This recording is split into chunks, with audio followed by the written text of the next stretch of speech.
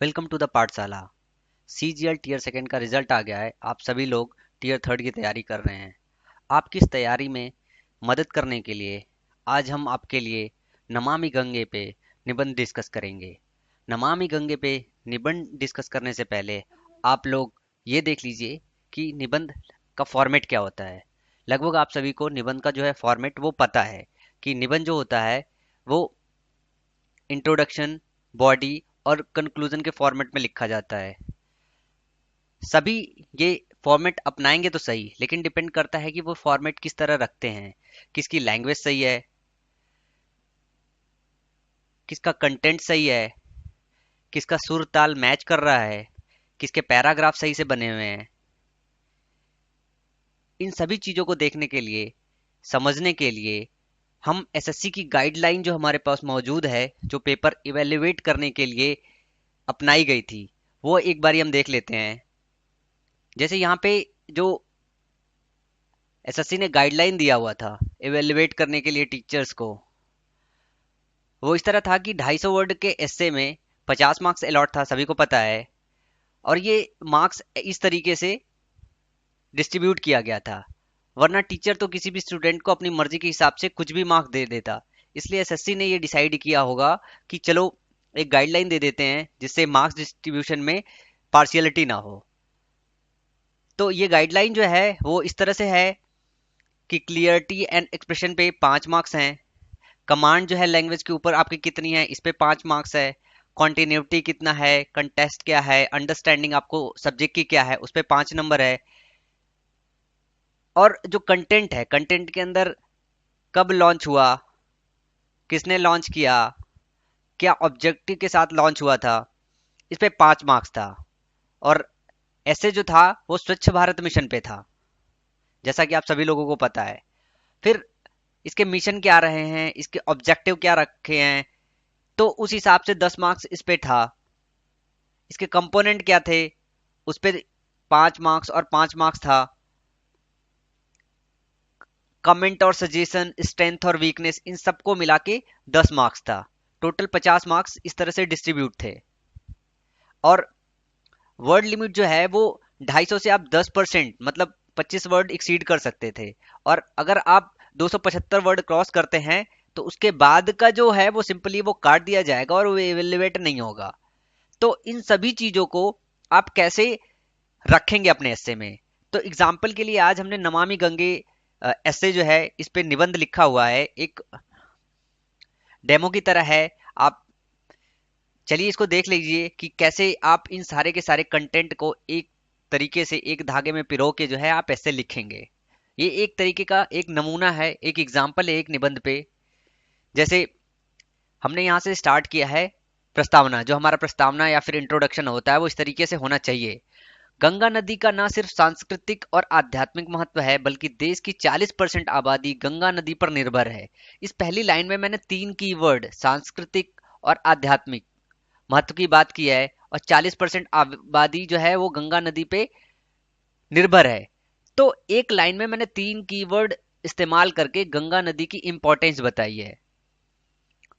फिर बताना होता है कि कब स्टार्ट किया, क्यों स्टार्ट किया गया। तो उसके लिए गंगा नदी के प्रदूषण को 2020 तक समाप्त करने के उद्देश्य से नमामि गंगे नामक एकीकृत मिशन का शुभारंभ किया गया। अब इसमें हमने ये बताया कि ये जो मिशन है वो एकीकृत मिशन है, और 2020 तक इसका जो उद्देश्य है वो प्रदूषण गंगा नदी से खत्म करने का है। तो हमने इस लाइन में शुभारंभ भी बताया है और ये भी बताया है कि उद्देश्य क्या है। अब आगे हम ये बताने की कोशिश कर रहे हैं कि इसके पहले भी 1986 में गंगा कार्य योजना मिशन चलाया गया था, जो कि सफल ना रहा। वैसे आप कभी भी निगेटिव पॉइंट कभी भी किसी सरकारी योजना के विषय में लिखना उचित नहीं होता, क्योंकि सरकार हमेशा प्रयास करती अच्छे के लिए। अब आगे बात करेंगे, इस बार पिछली कमियों से सीख लेकर ज्यादा मजबूती और 4 गुना ज्यादा बजट के साथ इस मिशन की शुरुआत की गई। तो आप ऐसे एक पॉजिटिव टोन में उसकी जो प्रस्तावना है, जो उसको डिफाइन करना है पहले पार्ट में, वो इस तरीके से कर सकते हैं। चलिए आगे देखते हैं बॉडी कैसे लिखते हैं। बॉडी में हमने अब बात कर ली कि हाँ मिशन आ गया है।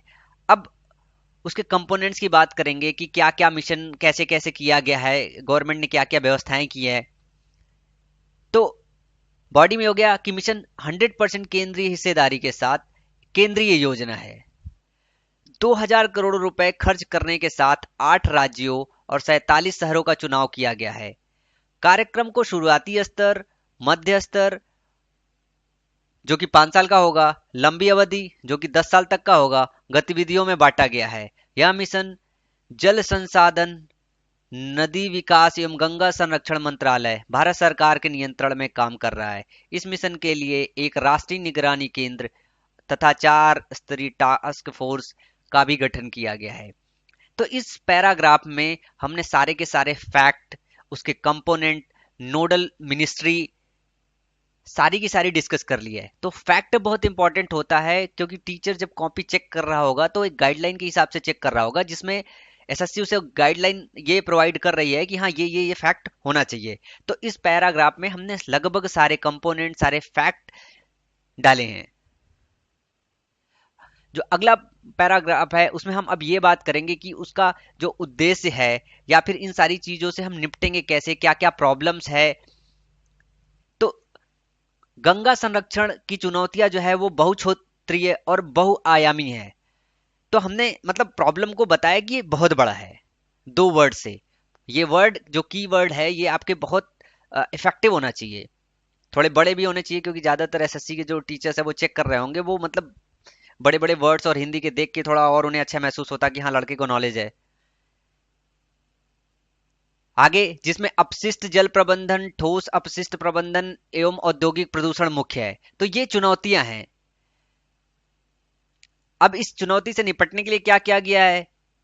नगर पालिका एवं ग्रामीण क्षेत्र सीवेज प्रबंधन किया गया है, औद्योगिक निर्वहन प्रबंधन का